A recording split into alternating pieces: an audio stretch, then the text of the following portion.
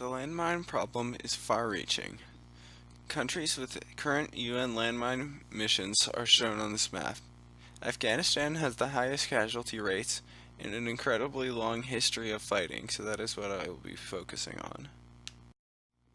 In Afghanistan, there are 34 provinces, and 33 of them are contaminated by landmines. In recent years, there have been about 181 deaths per month from landmines. Landmines are a long-term, ongoing threat. In Afghanistan, the problem has existed since the Soviets planted large amounts in the 1980s. The threat has continued to grow since then, especially with the continued violence from the Taliban and other rebel groups in the area. The USA's involvement after the Soviet Union worsened the danger because many of their mines and bombs haven't exploded yet, and could either accidentally be triggered or be repurposed as IEDs, or improvised explosive devices. In Afghanistan, there have been many key players since the 1980s. The Soviet Union laid mines when they were fighting in Afghanistan, and others have put down mines since then. The Soviet Union withdrew its forces in 1989, and the fighting ended. This was when the first mine removal work started. Since that time, the UN has done significant work removing mines, and a lot of the groundwork has been done by other entities like the Halo Trust. The Halo Trust is a non-profit organization that works in many countries to help clear landmines. They also lead informational mine safety courses to help people in affected areas live safely before the threat can be neutralized. The Halo Trust says, "Manual demining forms the backbone of our humanitarian mine clearance work because it is highly effective, and by providing jobs for local people, it ensures we have a wider impact that goes beyond making land and communities safe." This brings up the point that not only does the Halo Trust help reduce the threat of landmines on communities, but they also create local jobs that don't require previous experience, so that work can go to people who might have trouble finding jobs elsewhere. The initial crisis that led to the first wave of landmines was the Soviet-Afghan War. After that war ended, there was infighting in the Mujahideen that led to more mines being placed as part of a brutal civil war, and the Taliban taking power. Since 2001, there has been consistent fighting in the area, and since 2006, IEDs have become a major problem. The two groups that are most important in the removal of landmines are the UN and the Halo Trust. The UN considers it the responsibility of the individual states to get rid of landmines.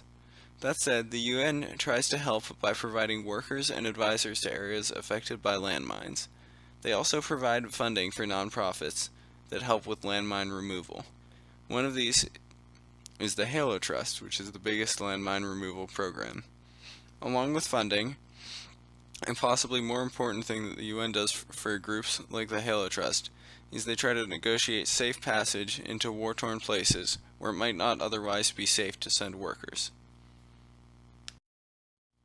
In 1997, the UN sponsored the Ottawa Convention to settle the landmine problem. This is a picture of the Ottawa Convention, where the Ottawa Treaty was signed. The treaty banned the stockpiling, usage, and construction of mines, and is the most important piece of legislation the UN has passed on landmines. However, it did have some key flaws, and in Afghanistan it has been almost completely useless, because most major parties have not signed the agreement. You can see this in this map, which shows in blue the countries that have signed the treaty, and in gray the large countries that have not. The preamble to the Ottawa Treaty starts, "The states parties are determined to put an end to the suffering and casualties caused by anti-personnel mines that kill or maim hundreds of people every week, mostly innocent and defenseless civilians, and especially children." The UN has ultimately been fairly effective at the removal of legacy mines, that is, ones placed before 2001. Currently, around 80% of legacy mines have been cleared in Afghanistan. The Ottawa Treaty also had some effect on cutting down the production of landmines and destroying stockpiles. The UN has done a decent job of removal, especially considering they need the consent of the countries they are working in and the assistance from the country. As the UN mission statement puts it, the United Nations works with states and affected communities to reduce the threat and impact of explosive ordnance on humanitarian action, human rights, peace and security, and socio-economic development. The UN has also succeeded in decreasing casualties of its landmine removal workers.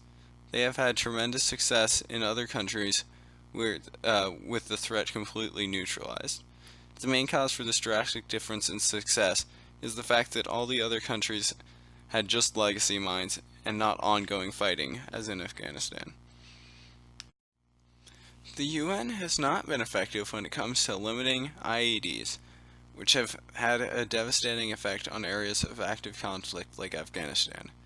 In Afghanistan, there was also a massive jump in casualties in 2017.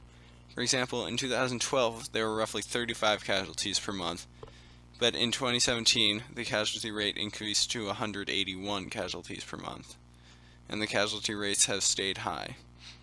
The increase is a result of increased bombing by the USA and the reuse of unexploded bombs as IEDs by the Taliban and other anti-government forces.